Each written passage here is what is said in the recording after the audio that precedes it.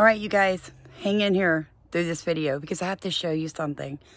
I'm going to show you a clip from the video where the children port to. They got over 300,000 views.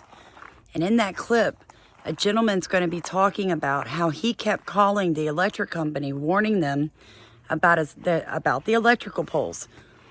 And then you're going to see me come on and give my opinion. All right? Little did I realize until just now, today, that Stephen and I ended up at this gentleman's farm. He is the same gentleman who is making the tiny homes, the tiny homesteads, and giving them away for free on Maui to people affected by the fires. We not only donated over $1,000 to that fund that we fundraised with you guys, we dedicated a day of work on Eddie Garcia's farm. When I realized that, I was very humbled because a lot of people to this day say that Stephen and I are compromised, that we're CIA. I can't even say that with a straight face. Or that Oprah paid us to lie about the children, because, we're such bad people that we're just going to let 2,200 kids disappear. What I'm trying to tell you is it is so easy to look at a video and to hear somebody and then make an assumption, and that assumption be completely and totally incorrect. I also show y'all a clip. I made it more of a short where the young man that worked for Eddie Garcia, who actually got saved, Stephen and I introduced him to Jesus while we were there working. And he gave us the Regenerative Center, Educational Center Forum tour in the back. He also talks about how no kids were taken and how the fires were stoked by the winds and people had a problem with him. I used to feel that way too, like, that's so dumb. Don't they know what happened to them? The point I'm trying to make to you guys is, if you want to believe something, you're going to believe it. But I had 2 comments today that made me make this video on 2 different videos that are older. And one person's like, these kids were taken and people need to do something about it. Where is the evidence kids were taken?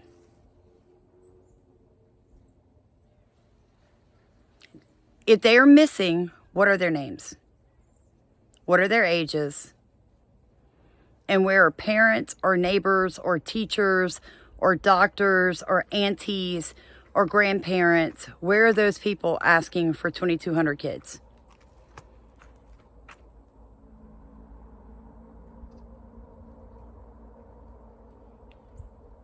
Exactly. Then someone else told me, well, you're incorrect. There are tubes on Maui. I've been to Maui twice. There are lava tubes, you guys. There are caves. Stephen and I went into one. There are irrigation ditches everywhere. That doesn't prove anything. That doesn't prove anything. Nothing. And one more thing. They also said, they mentioned the lava tubes. And they said, but there were bodies that washed up on another island. So I asked around the first trip and the second. I said, what about the bodies with bullet wounds that washed up on the other islands? And every person I spoke to, and I got around the island several times with and without my husband, they said, you don't know anything about the currents here, Sam. First off, nothing from this island would have gone to that island. It's an impossibility. It would have gone out into the ocean. It would have never made it to the other island. The currents don't work that way. I said, okay. And this is the only thing I want to make another point to you guys. In this day and age, have you seen anybody that does not have a cell phone? No, I'm being dead serious. Everybody, even the homeless people, have cell phones. Do you want me to believe that 100+ bodies floated up on an island against the possibility that the currents that day allowed it, when in every other situation the currents would have never allowed it? But just that day, the bodies got on that island and people witnessed that. These bodies had bullet holes. Those people witnessed that, and not one of the people that witnessed it took pictures. You want me to believe that? You're going to believe that. That's what scares me. I wanted to believe all of this too. But unlike most people, I refused to sit at home and have half-truths, so I went. And like I said, little did I realize until today that one of the people that I doubted and made comments about in one of my old videos was a person that I ended up dedicating a very physical day of labor to, because that's how my God chastises people. May your eyes see, and may your ears hear, and may the truth of what's going on in this world be known. Because if you're hanging on to missing children and dead bodies floating up to islands, then at this point you probably are a conspiracy theorist, because there's simply not one lick of proof of either of those statements. Actual proof. I could tell you that I saw Bigfoot in these woods and take somebody in a costume, take a picture, and there'd be millions of people that believe me. But there would never be any proof, because Bigfoot isn't in these woods. I was fooled too. I'm just saying. I'm not embarrassed by it. Actually, I'm really proud of myself. One, for being able to admit it. And two, trying to help you work through your doubt. But if the CIA and Oprah had paid me off, do you guys really think I'd have come back to physical labor the way I physical labor every single day of my life? Do y'all really think my husband would still be running heavy machinery for someone else? No, I'd be in the Bahamas, boo. I'd be in the Bahamas. I wouldn't be here working. Not like this. This is hard. This life is hard. That's all I'm saying. Think through. I mean, don't be the tinfoil hat person. Don't do it. You're going to find your life is going to be really scary. It's okay to get caught up in things. It's okay to doubt. It's okay to question. It really is. But at some point, if no proof comes forward, then you have to stop, because there's simply no proof, you guys.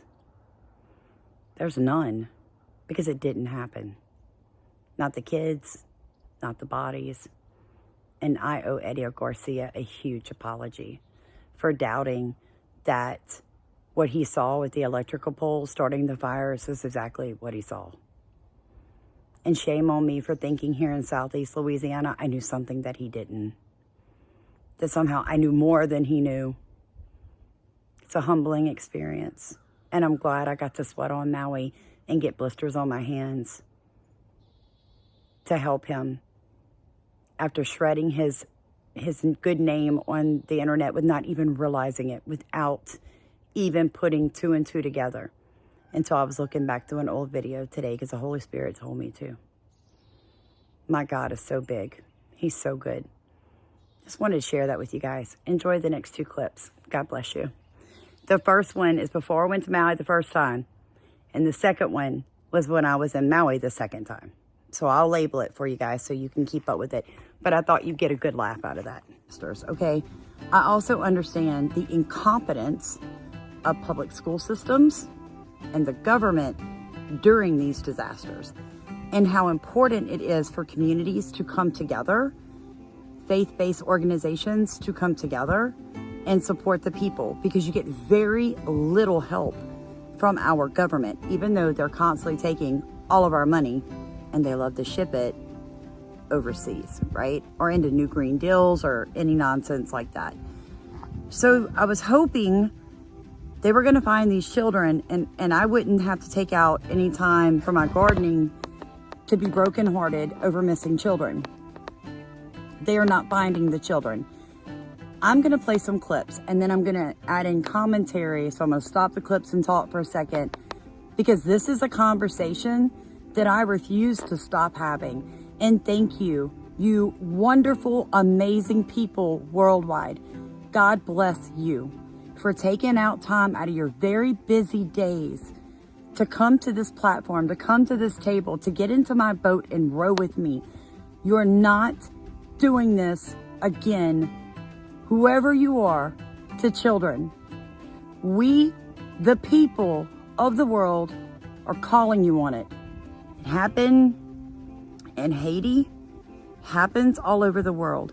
We're tired of you telling us that we are conspiracy theorists and that there is not child trafficking happening, because we do know. We do know, and we're aware of it, and we're standing together, and we the people are telling you, you're going to tell us where these children are, or we're never going to stop making videos. And the great, amazing people of the world are never going to stop watching them. So let's get into these clips. Count of those who remain unaccounted for in the wake of the wildfires. There are 388 names on the list. That's significantly lower than the estimated 1,100 from earlier this week. CBS's Ben Tracy reports from the fire-scarred town of Lahaina. Every day I find out one more of my friends is missing. One more of my friends' little child is missing. Eddie Garcia is worried that many of the unaccounted for might never be found in the ashes of Lahaina. So I can't even imagine for the people who lost their children and just don't know where the people who are missing and when they're going to show up, or if they're not going to show up. Okay, here we go. A supposed average-looking, middle-aged man that supposedly called the electrical company 150 times to tell them their poles were fixing to fall.